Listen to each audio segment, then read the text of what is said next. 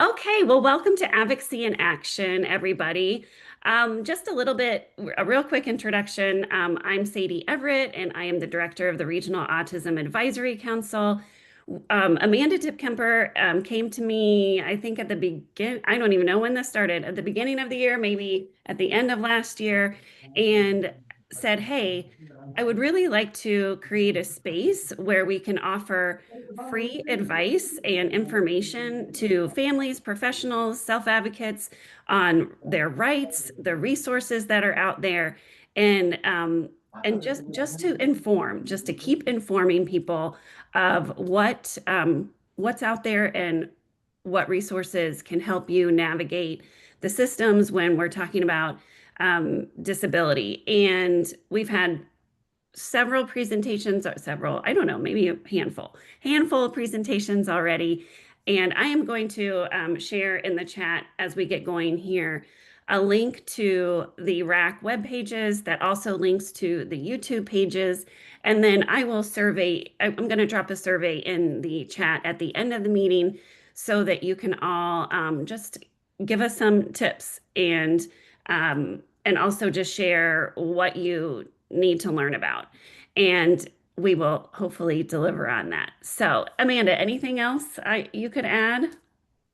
We're also collecting resources that the presenters share to put in a Padlet. So we have a Padlet as well, full of resources, and that is to be shared out. So if you have families or friends that would benefit from that, please do share. Same thing with the webinars. This is created and recorded so that people who can't be here right now can access it at their convenience. So please do share it. Great, thank you. Yeah, I'll share that Padlet and then I'm going to let Christina introduce herself here in 1 second. Amanda and I thought about having this session be about financial planning and charting the life course, which, if you're not familiar with charting the life course, it is a framework to help plan for a meaningful life. And the idea behind charting the life course is keeping that person you are helping to plan their life for at the center and hearing their voice and including them in the planning. When I was planning this session, I'm always trying to see what's already happening in the region, and DODD is offering a training on charting the life course at 10 o'clock. So I'm going to jump right into that after this session and hope you guys join me too. So I'll make sure I put that link in the chat as well. So, with that said, I'm going to turn it over to Christina. Well, thank you, Sadie. Thank you for that introduction. And I am so excited to be here. And it is such a gorgeous, gorgeous day. So that was a good exercise. I noticed not one person said winter, not one. So again, my name is Christina Markowitz. I am with Black Bull Capital Partners. I am a financial specialist and I work primarily with special needs families to start planning out what their goals are as a family for their finances. I love that winter kills the bugs.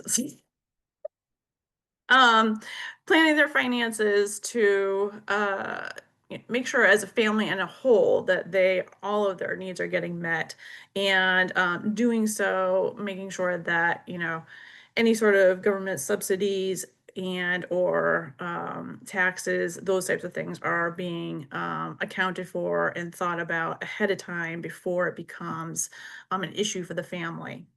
So I'm going to hopefully share my screen with no issue. So I'm going to do my very best here. Let's see.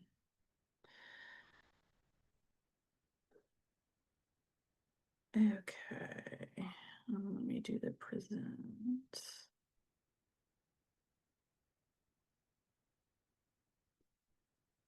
There we go. All right. Everybody can see my screen? Are we good? Okay, great. So again, that's me, Christina Markowitz. I'm going to skip ahead to my next slide. A few just disclosures, nothing overly exciting other than where I practice and where I'm licensed. This is a picture of my family, and this is why I do what I do. My husband and myself, we're going to be celebrating our 25th wedding anniversary in a week and a half. Yes, thank you so much. It's hard to believe 25 years has gone by. Obviously, at that picture, we're at an Autism Connections event, which I sit on the board for and have for almost 5 years now. And it's something that I'm truly passionate about because their work is just an amazing add to the Cincinnati area, and they do so much for so many families in the area. In the center is why I'm so passionate. My son is on the right there in the Super Mario shirt. He is a little younger in that picture, but he's 17 now. And he is just why I do what I do, because I knew going into this profession, because this conversation is not really happening with enough special needs families. Many times when families go into any sort of financial planning situation and they meet with an advisor, this conversation is something that's kind of foreign to a lot of advisors. They don't really understand that, this utopia of, kids leaving the nest, and then, parents have this, retirement, and it's all about, where they're going to travel and whatnot. That may not be typically the case. And many times in the families that I'm meeting with is not the case at all. And it looks entirely different. So planning for the family as a totality and meeting everybody's needs is really where I start to really hone in and focus. And then, of course, on the left is my daughter, who is 14 now. And she's 14 going on 30 because she knows everything in the world and she needs no help from me whatsoever. Um, And then, of course, on the right is probably, the light of the light, our home life, which is our dog Tessie, who is being tortured with a lion's mane that my daughter insisted that she must have on her, and, insisted that she does like it. But I would say by that picture, she's not looking like she likes it at all. So that's us in a nutshell. Just wanted to share that because I, like many families, I am truly in the same boat as many families and looking at our finances long term of how do we move forward. So with that, I just wanted to talk about a couple statistics. This is also kind of something that is just, it's mind-boggling to me. These are just statistics from reputable sources of what is it going to cost to care for people with IDD, and then another for people with autism. That's just two flavors of what does the care cost look like. It's astronomical, and it's something that, how as a whole and as a community, how do we start stepping up and helping families to start figuring out how are we going to start rising to that challenge of, helping them get this figured out. So not to scare you, but that's just two realities to this disability community. Okay, so I wanted to go into something that I like to say, which is, where are your buckets of money coming from? Because when you're going to talk about finances, that's the first thing that, you're really going to start thinking about, like long term. Where is your money coming from? How is it going to be transferred to a person with a disability? And what are the best avenues and what are the best ways to do it? These are kind of just the right off the bat, this is where people think of their money coming from. It's either coming from your salary, Social Security, a pension if you're already in retirement. It could be 401k if you're already in retirement, IRA savings if you're in retirement. If you're lucky enough and you have some unsecured assets such as stock or things like that, maybe a sale of a home, and if you're really lucky, maybe an inheritance. So that's typically where most people's money is coming from when we're talking about where is that budget coming from, how is it going forward, and how is it going to be shared across every person in the family. Something that I do want to talk about, and which is totally important and something that I always include when I talk up to my families about financial planning. No matter how much income they have, no matter how much they have in their retirement savings, do you have some life insurance to be able to kind of fill in the gaps there? And I wanted to share this with people really as a, not so much you have to have a life insurance of, this is, life insurance is something that is not just the end game. It is not just the death benefit and it gets passed down to the next of kin or your son or daughter who has a disability. That is not just the purpose of life insurance. Life insurance has so many multi factors to it, and it needs to be considered because life has lots of ups and downs, and no one knows what's going to happen. You could live to be 40, you could live to be 100, and no one knows what that number is going to be. So, life insurance is something that can be put in place and can come in handy at any point in life. This is where I wanted to kind of just make a point.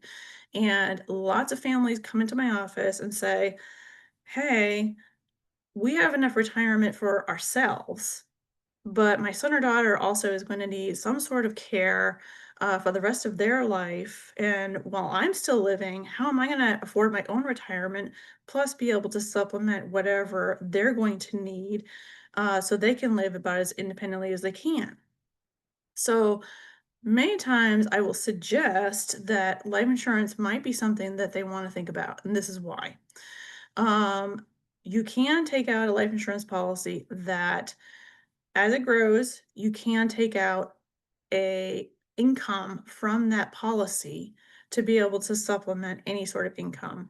What's really special about life insurance is that you can take out that income tax-free, which is entirely important, especially when you're talking about people retiring. They're taking out income from their 401ks. They're paying taxes on that 401k because likely the majority of it is probably qualified money. And this type of income replacement to be able to aid either themselves or a family member that is disabled is not going to affect their taxable income at all. And so I just wanted to show this is an actual real client. I changed her name. That I've been working with, and she's 50 years old. She's taking out a $300,000 benefit. She's paying about $250 a month, with the plans of to increase it $25 a month each year after that, just to keep adding to it. She's only going to pay till age 70, so she's paying for 20 years. That's it. At age 71, she's going to start taking $1,000 extra of income for life. It never runs out. On top of that, she also will have some additional riders and what we call in life insurance business to be able to start covering things like if something does happen to her. So if something happens to her where she gets terminally ill, chronic ill, any sort of illnesses, she can take out immediately as a lump sum approximately 50% of that death benefit ahead of time to be able to cover her expenses. So this is what I mean when the life insurance can help start filling in some of the gaps of the what ifs in life. This is exactly what I mean. It's not just the end game of here's $300,000. It's going to replace, it's going to give you a lump sum income when I pass away. This is actually going to help her in her lifetime to be able to help her children, which she has multiple disabled children in her family, and be able to help them as much as possible. Um, and if anybody has any questions, I forgot to mention this in the beginning, just chime in. Like, don't be afraid to chime in. Okay, so that being said, I talked about life insurance. Now I really want to talk about a little bit about what are the differences when you're talking about special needs trust. And I know probably most people on this call are probably at least familiar with a special needs trust. They might not have one yet, but they're at least familiar with the idea of a special needs trust. And if you're not, just offline, we can certainly go into more of that. So I just wanted to show something what happens to different types of money when it goes into a special needs trust. And I used $2 million. I know that's a lofty amount, But in the grand scheme of things, there's quite a lot of people that have $2 million in an IRA, and there's quite a lot of people that have a $2 million term policy as well. So it's not outrageous, but the reason I wanted to show this was really kind of what happens to income needs when you're talking about an RMD, which is a required minimum distribution from an IRA.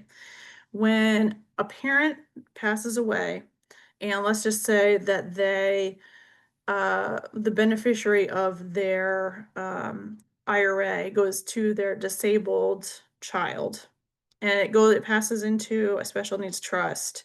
A couple things happen to it. That child still needs to take that RMD. They still need to take that required minimum distribution no matter what, because the government wants their money. They have to take it.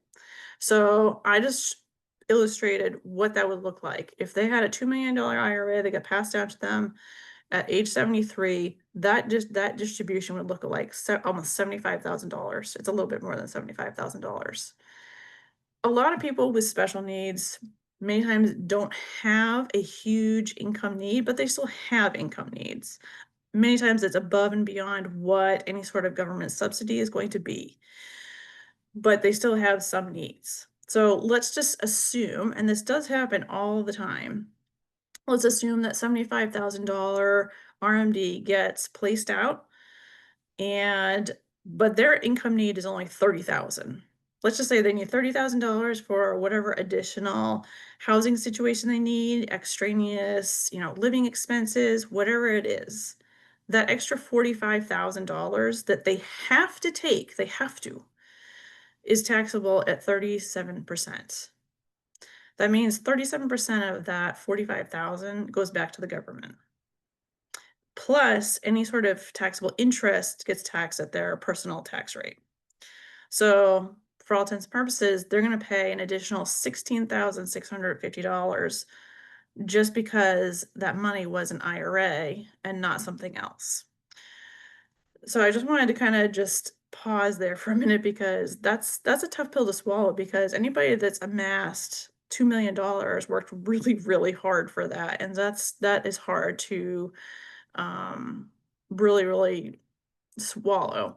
The other thing I want to say is, okay, well, can't they just pocket the money, pocket the extra $45,000? No, because if they're on any sort of government subsidy, the max amount that they're able to have in any sort of account is $2,000. So that immediately pulls that out. They can't put it into an account. They cannot put it into a checking account or savings account in their name. They could give it away, which many times that's what people end up doing, or things of that nature. But again, this is kind of the catch-all. What did they do with this money? Not only that, but also creates a little bit of extra work for whoever is the executor of that special needs trust, of how do they handle these RMDs every single year, year in and year out, because this happens every single year. Of how are they going to be able to spend down this money enough so they're not disqualifying themselves from any sort of government subsidy programs that they might be on and that they absolutely need. In comparison, I just showed what a $2 million life insurance policy would look like. A $2 million life insurance policy with the beneficiary as a special needs trust goes straight into the trust. They get to use that money however they want, however much they want, whenever they want. The only type of taxes that would apply is if that money goes into some sort of interest-bearing account, and they would pay taxes on that if they owe anything at all. And they don't lose the risk of losing any sort of subsidized government programs if they're on any. That's the difference, because life insurance is not qualified and it is not a taxable event. So I just wanted to kind of show that, as this is a resource out there, that if people can get life insurance and it can fill in those gaps, it's a fantastic way to be able to do so. Does anybody have questions on that? That was a lot of information. I know these slides are like a lot of stuff on here. Christina, really quick, can you say again what RMD stands for? Yes, required minimum distribution. Okay, Yeah. thank you. It's, And and that then, is at 73. Right now, the current age that you must start taking a required minimum distribution is at 73. okay. Yeah, and that And could then change in the future. with the life insurance and it reducing the risk of losing government subsidized programs, do you have to put that money into a trust or are you going to go over that, like to protect your benefits? To protect the benefits, it really needs to go into a special needs trust, because otherwise, like I said, if you have any account in your name and you're receiving any sort of SSI, government benefits, Medicaid, any of those things, they're all on a basis for how you qualify for them. Anytime you have any account, and I mean like any account, like any checking account, savings account, anything that's got more than $2,000 in it disqualifies you. Yeah. So, and there's one other caveat to that. I'm going to get to that, but it's not really a solution to it. It's just kind of like a, well, this helps. Does that make sense? Okay. All right. Christina, I have a question. Is this a certain type of life insurance policy, term versus whole, or? So any death benefit is typically going to be tax-free. Okay. Um, Yeah, and so like the slide before that, when I was talking about them taking income, there's a couple of ways that we're able to provide that. We do that without getting too far into the weeds here, but we do that by calling it like a policy loan. So you can take loans against your policy tax free, and that's typically how that would be structured. We just structure these policies very specifically. But in the slide before, the previous slide where I was illustrating that income that she was receiving, that is a permanent product. It's actually an index universal life product. But typically any death benefit, no matter whether it's term, permanent, whole life, universal, doesn't matter. They're all typically going to be tax-free. And I say typically, there's a few caveats to that, but they're pretty rare. And just so I'm understanding this, so the $2 million IRA Mm-hmm. is when that person dies, the beneficiary is their child with special needs, but they still have to, It has to go into the trust. okay, but they still have to take that 75,000. Correct. Okay, and then all that is tax. Okay, got Yeah, it. yeah, Yeah, because the beneficiary would be the trust. However, the natural person taking the distribution would be the child. yeah, We'll okay, still base any sort of distribution on the child's age. I was just assuming they're 73.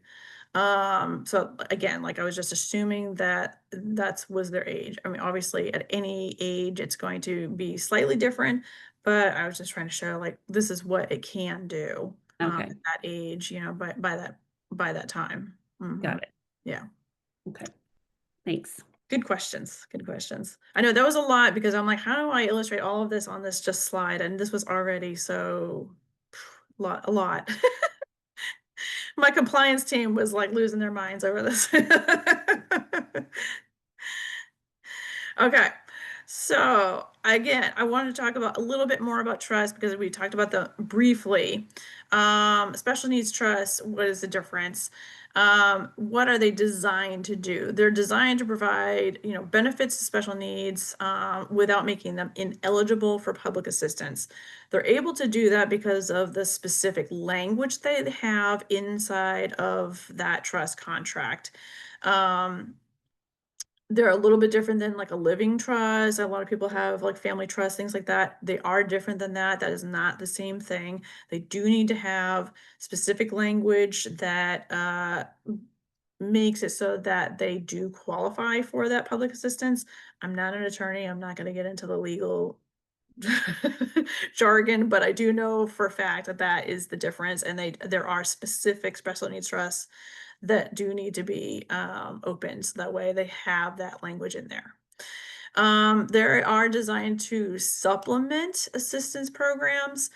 And what trusts do is they supplement things such as medical dental expenses, transportation, games, computers, vacations, Anything that does not have to do with your daily living. And I want to make a point about this because there's a few different caveats to this, and people don't really understand like what the difference is. They think trusts just can cover and pay for anything, and that's not true. They don't pay for housing. They do not pay for food. They do not pay for clothes. Those are things that are daily living type expenses, and they are not supposed to be paying for that. Now, there's a little like gray area, and I'm going to get to that in a minute, but that is what they are meant to do. Um, and also, I want to talk a minute about there's two different types of trust, and I didn't want to put it on here because that's really, really wordy, very, very wordy and very confusing. There's something called a first party trust and a third party trust. A first party trust would be money that a person with a disability, if they say got uh, a settlement, and that settlement is in their name, and they want to put it into a trust so that way they can still qualify for government subsidy. That's a first party trust. It's their money that went into a trust. That money, and I want to refer back to the last bullet item, would qualify for a payback. So if they do get government subsidy, that if there's money in that trust left over when they pass away, there can be a payback provision. That's the one thing that I really want to put that out there, because what ends up happening is that if families don't make some sort of trust, let's just say that a couple slides ago when we talked about that $2 million IRA, let's just say that the parents left the $2 million IRA to the child, not the trust. The child would have to put that $2 million in a first party trust, and whatever money they don't use when they pass away, if they've taken any sort of government subsidy, they got to pay it all back or pay whatever is left in it back. If it's in a third party trust, meaning that that money was not theirs to start with, meaning like it's the parents' money, the grandparents' money, aunt, uncles, it doesn't matter. Somebody else's money, not theirs. That's a third party trust. And typically that cannot be used as a payback because it was never their money to start with. So when I talk about planning, I always try to get parents to say, okay, let's make sure that if we're planning properly, then we're going to make sure that we've got the trust ahead of time, and that when we're making the beneficiary is not the child or the disabled adult, it's the trust, not the disabled person. Is everybody clear on that one?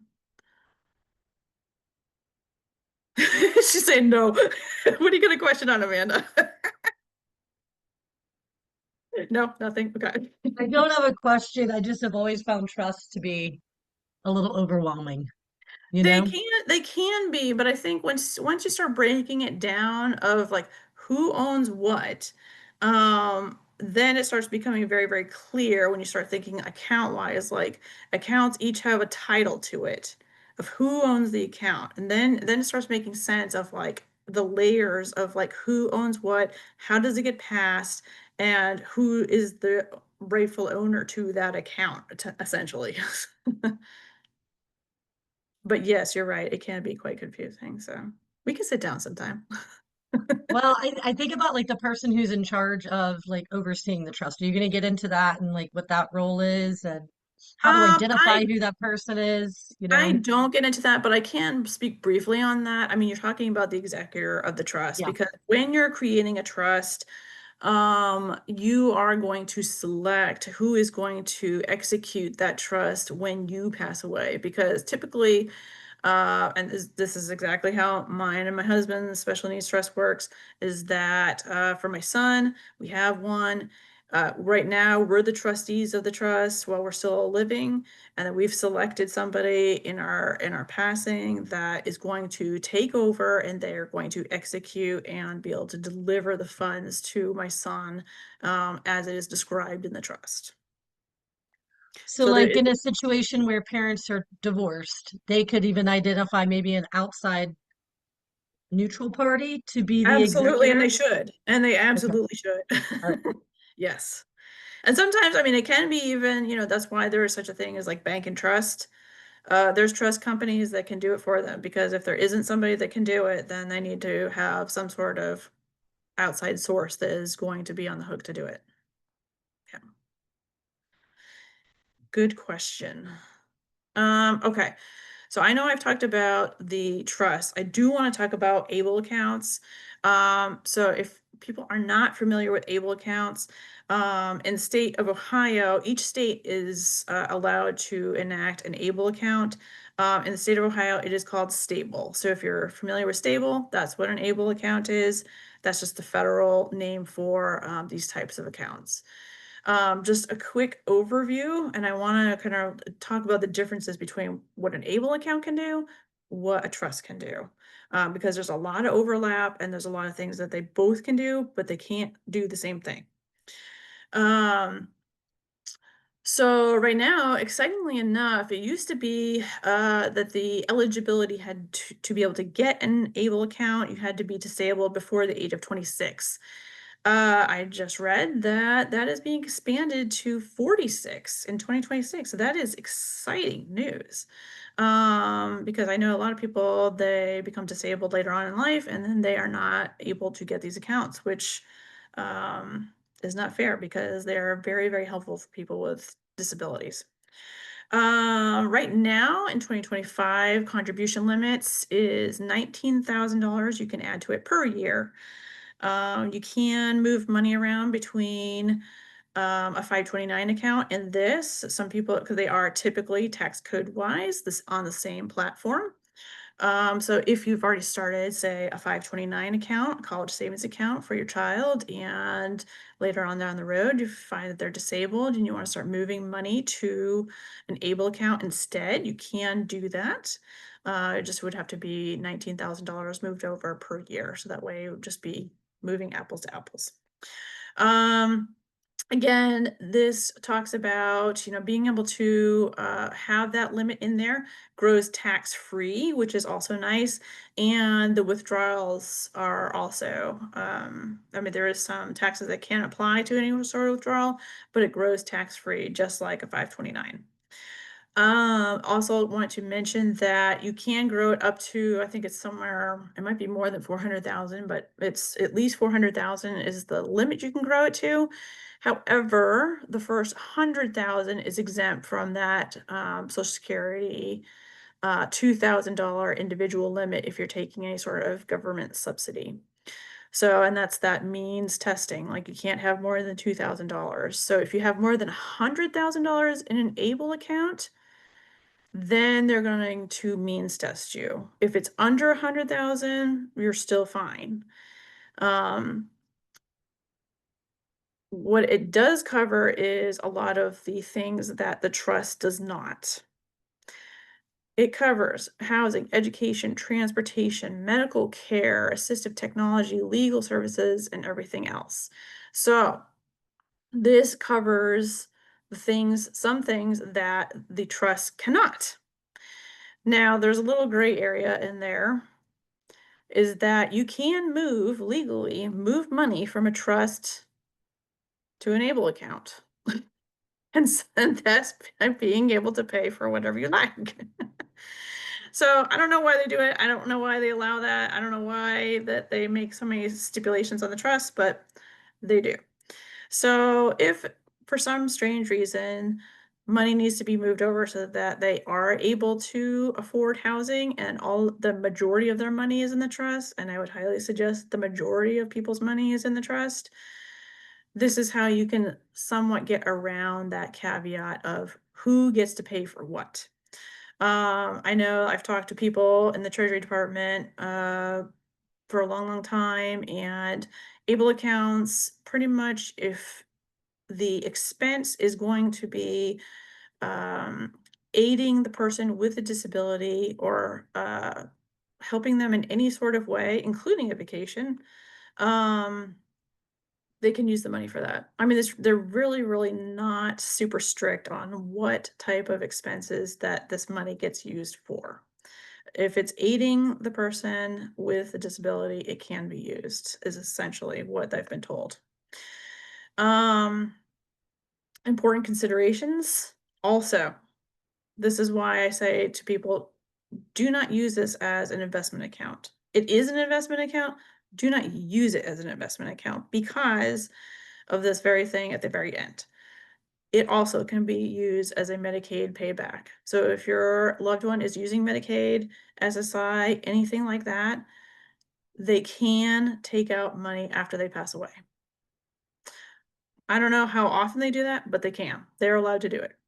So, and they can do that, I'm assuming because they're giving you this growth on this money tax-free. Uh, so what I typically try to tell my clients in my office is use the ABLE account as a working account. Use this account like you would like your bill paying account. Move money accordingly from a trust to the ABLE account and be able to use that money somewhat on a regular basis. That way it's not being overloaded with too much cash in it. Because if something does happen, nobody really wants to be paying back the government for a lot of expenses. I mean, in my personal view, I mean, people have people do and deserve, what expenses they're able to get from the government. If they're disabled, there's no reason for people to have to overpay anything back, in my personal view. Um, so that being said, I always encourage people to use this as a working account, not as an investment account that they're just going to continue to grow and grow and grow and grow and grow. Use it. Use the money in the account. There's no reason not to. So, Um, Christina, so Medicaid payback, that if the person dies, then they have to use the money left over in that account and pay Medicaid? they That's what can, that- yeah, they can ask for some back, yeah. They will let them use money. They'll be the last person to get any money back because they will allow them to pay for like funeral expenses and all those types of things first. But then Okay. if there's money left over in it, they can ask for it back. Hmm. Yes. Yep. Okay, thanks. Yeah. Any other questions before we move on? Okay. Okay, so I just really wanted to this is near the end of my slides. I really just want to talk about how do people start making a plan to start thinking about what they need to do in their own plan. And I wanted to break it out because this is overwhelming. Like I get it. Like this is a lot of information. There's a lot of loopholes. There's a lot of this but this, type of thing. And really that's where I come in. I really want to be a resource for families and be able to say, hey, make an appointment. Let's just talk about what's concerning you, what's important to your family, what is happening in your family, and let's start making a plan. Um, so first, assess needs, obviously. Like let's talk about and like let's really write down like what are all the important things for you and your family.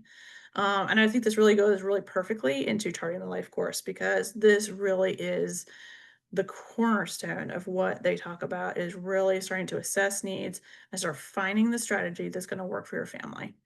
Um, Obviously, we're going to, in my office and with myself, we're going to explore what is going to be the right strategy for every family. And that means for every single person in the family. So, mom, dad, if they're siblings, because siblings also have different needs than the disabled person. And you don't want to just plan just for the disabled person. I mean, there's also other siblings that have different needs. How are we going to make sure that they get an equitable share if that's what the parents desire? So these are all important choices, important things we need to consider when we're doing any sort of financial planning. Next would be talking to a qualified special needs attorney and setting up a trust.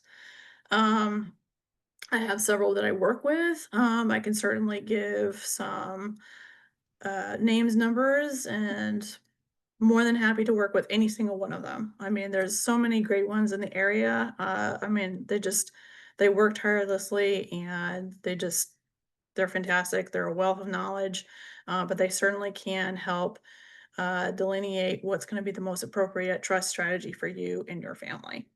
And then finally, obviously, educate yourself on any sort of government benefits because There are different programs and they all do different things, and what is going to be the correct age to be able to apply for certain things. I'm more than happy to try to help direct on that. But then obviously I can't apply for any sort of government benefits for you, but more than happy to talk about that and what's going to be the best strategies for you and your family with all of that in mind. Obviously, once a trust is in place, then it is really important to circle back with me, because once it actually is in place, it's all there, it's open, then it's really, really important to make sure, and a lot of people forget this, to actually name the trust as the beneficiary on your accounts. Because a lot of people say, well, I have a trust. Okay, well, did you actually name it as the beneficiary? Well, no. Okay, well, then it's not really doing anything. Because what a lot of people, like I said, forget is that that trust must be named as the person, as the entity that's receiving those funds, and to make sure that it's not going to the actual child, because then you're talking about a lot of taxable things. It's going to be in a first party trust versus the third party trust.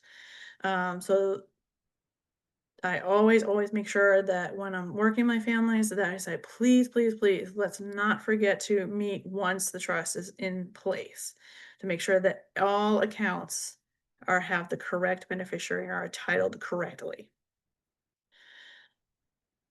Okay, well, that is the last slide for me. This is my personal information, and I would love to have a meeting with every single one of you to talk about whatever concerns you have. If you have them in your family, if you have any questions about the slides, um, I'd be happy to do that anytime. And that is the last bit for me, and I hope there are some questions. Your timing is so perfect. Yay! That's it. I'm like, what time is it? Oh gosh, look at that. Yeah, it's like quarter till. You left 15 minutes for Q&A. I You was know, hoping the I would. question, you did great. So the question right off the top of my head is, and I mean, again, for me, I look at all of this information and I'm like, I would definitely not want to try to do this on my own. But do people try to do this on their own? Do people do this without, getting professionals involved like you, Christina? Or, I Uh, mean, again, I look yes, at it and it's a lot to I navigate. think people do, but I think that people don't really realize what they don't know is what they don't know. Sure. I would say a lot of people probably make a mistake where they might get a trust, but they don't change their accounts, or they don't adequately think about the taxable implications of what type of money that they're leaving the trust. I mean, I know I did talk about that in one slide of like what type of money is going into that trust. And sometimes, that's the kind of thing that a lot of people overlook in their own family. Well, they might say, well, I have all this money, I'm just going to leave it to the trust and the trust can figure it out. No, the trust is not going to figure it out. It's however you leave it.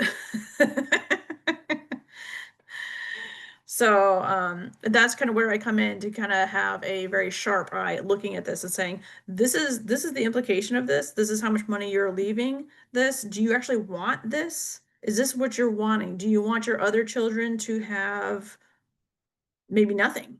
How is that going to go once they get nothing and the other one gets everything? You tell me. I mean, you can do whatever you like, but this is the implications of that. So many times people aren't really thinking clearly about what the at last implication of their decisions are.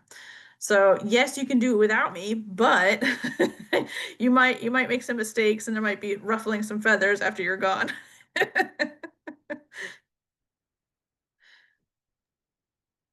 And Christina, you don't have to be rich to get a financial plan, right? I just want to say that out loud. Like, No. No, you don't need to be rich to have a financial plan. And honestly, I mean, I know I used some pretty large numbers in there. And that was really just to prove a point of like how much like implication this can have. But even small amounts can have a huge implication. Even, grandma leaving her grandchildren each $25,000, after she passes away can have a huge implication, because if she leaves $25,000, or even $5,000 to somebody with a disability, and they're already taking government, subsidy, $5,000 is more than $2,000. So that's going to knock them out, and they're going to have to go take a pause from getting their government benefits until that $5,000 is down to $2,000. Hmm. So even a small hit can make huge waves in like what people are getting and how they're doing it. So it's really, really important to not only just have it with the family, but really even the extended family, because even like a well-meaning gift can really, make a huge wave and impact in the person receiving benefits and how they are, getting their income sources.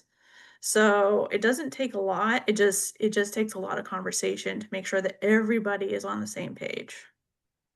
Yeah. Yeah. I feel like we need to arm SSAs, the county SSAs with this Yes. information. I feel like every SSA needs to have this information to to better prepare the person they're supporting too. Hmm. Yes, absolutely. I would 100% agree with that. Yeah, I think yeah, and teachers and intervention specialists, like just knowing how important and how complex it is, to encourage families to reach out to a financial planner. Um, yeah, I mean, it's just like, yeah, the people talking to the families on a regular basis, Hmm. just knowing the resources again. Yeah, Yeah. Yeah. And again, I mean, not to toot my own horn, but I will a little bit.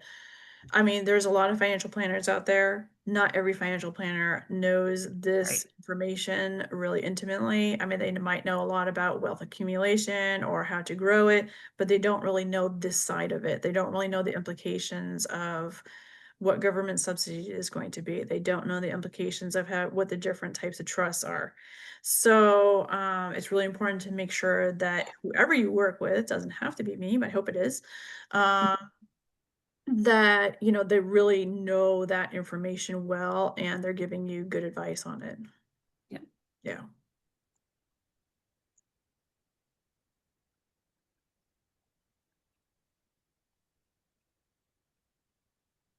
Anybody else? Everybody else has been so quiet. Amanda and I are loudmouths. Ah, I love it. I love it. Love it. Oh, goodness.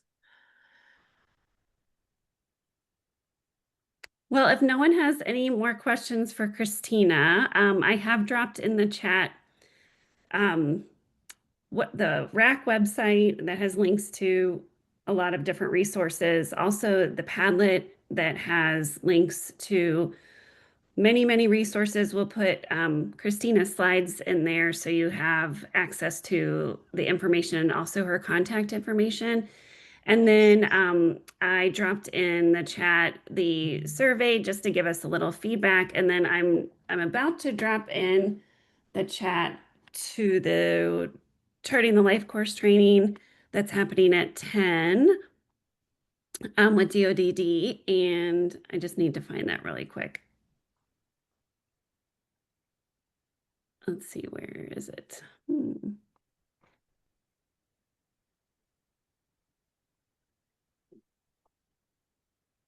Actually, I know what I'll do. I'll drop this flyer in, and it has the link to it.